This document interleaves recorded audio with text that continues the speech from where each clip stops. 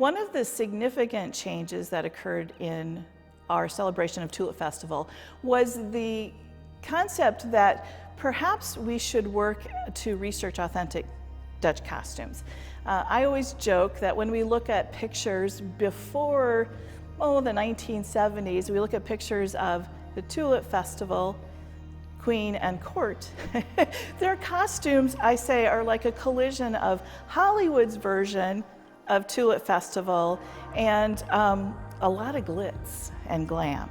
So in 1977, the Queen's Committee decided that the girls should be dressed in the Marken costume, which maybe you can see behind me here. And it was beautiful and bright and lively. The Dutch Costume Committee for the next 45 years really worked hard at researching and planning and making patterns so that these clothing that the Queen and her court were wearing was really as authentic as possible to original clothing that you would have seen in the Netherlands at one time. And I think this just makes the Tulip Festival far more interesting and more vibrant for visitors. Another friend and neighbor actually and I decided that we've got to have more authentic costumes in Orange City, and because a lot of them weren't looking so good. The process of doing that is research, first of all, and we only had one book at that time. That was the Brown book, and so we did a lot of corresponding also. And what we wanted was a pattern, but there usually weren't any patterns. We do a lot of studying and research, and this neighbor lady of mine did a lot of that and a lot of corresponding. And then I did a lot of the pattern making. So when we got enough information and so forth, then we would start making a pattern. Well, many times we got parts, just parts of patterns from Holland. Well, I'll show you, like this is a jacket. It's a stop horse jacket, but you see we took it all apart to make pattern pieces out of it. And that was very helpful. But that's only one size. And that's another part. And that was one thing that we did. And there was hat making, and we had to do a lot of the painting for the hat making. It's called stipple work. Here's another one from another, this is called Axel. They sent us a whole crop lop, and just look at that detailed beadwork on there. So then we get to our drawing board and we start making a pattern on paper like this. And eventually we come up with one like this.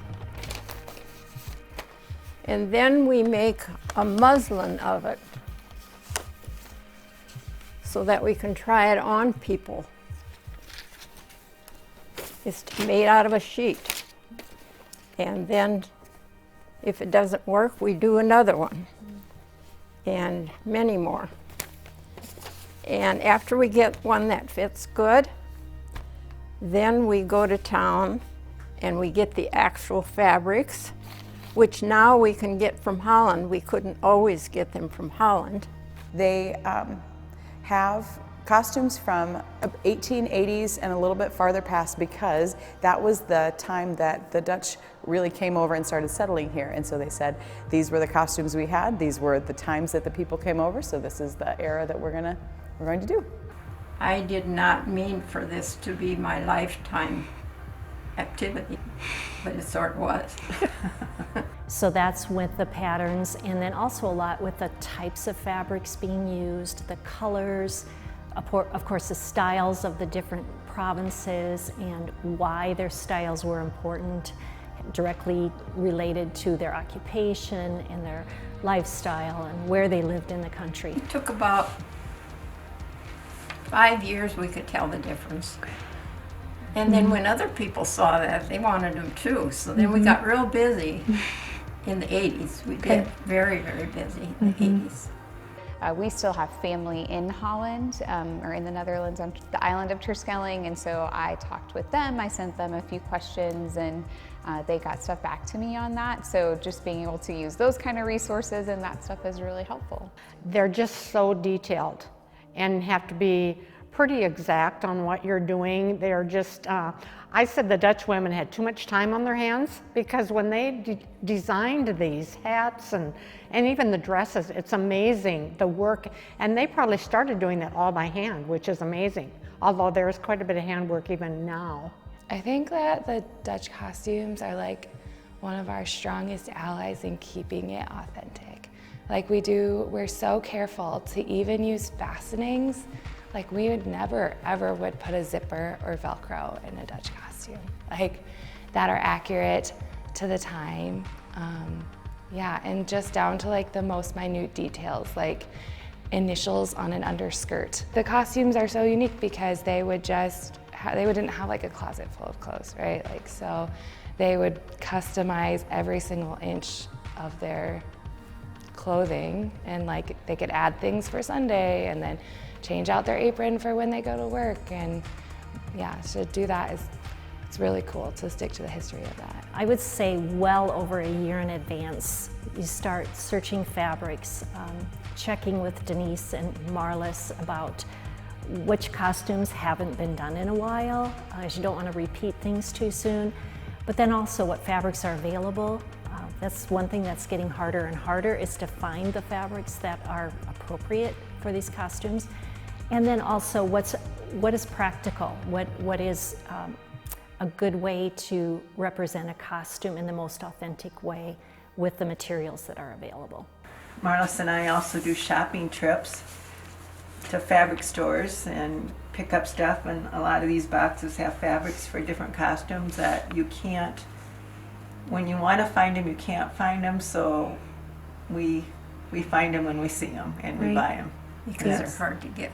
And some stuff is from Holland, and we still do correspond with getting fabrics from Holland. I grew up with my mom sewing, and she taught me how to sew, and I just always really enjoyed that.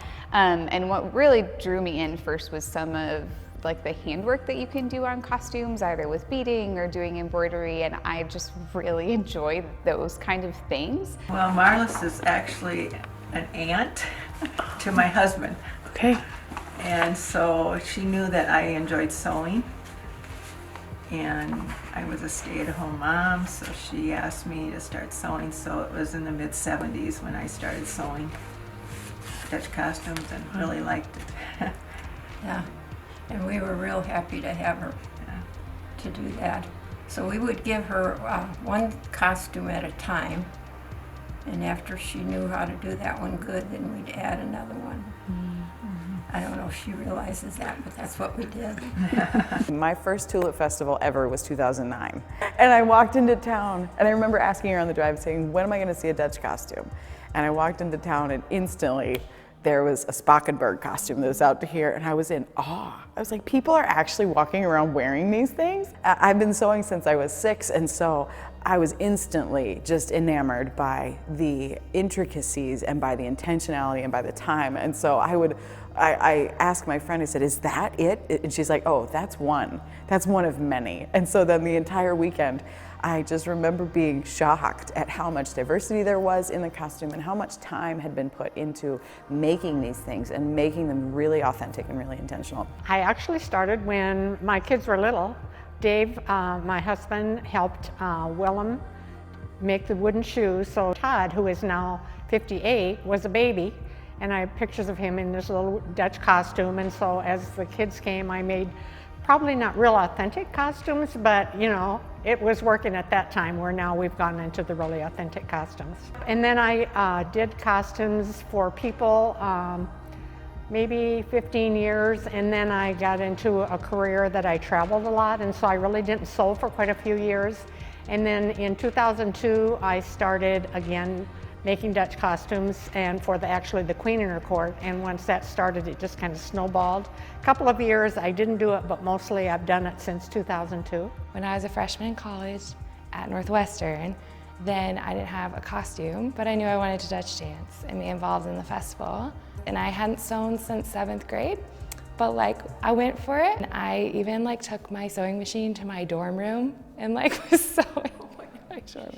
Yeah, and then I just kind of got hooked. You know, we all had to have a costume for Tulip Festival. And my husband just started in the bank about that time, and he needed a costume, so I wanted an authentic one. So I did work on his. Then I had the mayor's wife come to me and said, the mayor should have a special costume. What kind do they wear? Well, we didn't know. We'd look in the books a little bit, but nothing was said. But my neighbor lady and I found one that we thought was pretty special. And it was the Hindelopen with the long coat, long black coat. And, but we had no pattern for that. So that's when I got on the floor and did a lot of pattern making. One thing I really appreciate about the Dutch costumes is Marlis and Denise because they have done a lot of work doing the history of trying to make them authentic, to find the right fabrics and all of that stuff, and they are just a lot of fun to learn from. I love history and I love the idea of preserving that, and so I just have really enjoyed talking to them and also learning from them. I just can't believe that, you know, God gave me this talent. And I love sewing. I'm so thankful it's something to do. When you get up in the morning, you have something to look forward to and you meet new people. So it's awesome.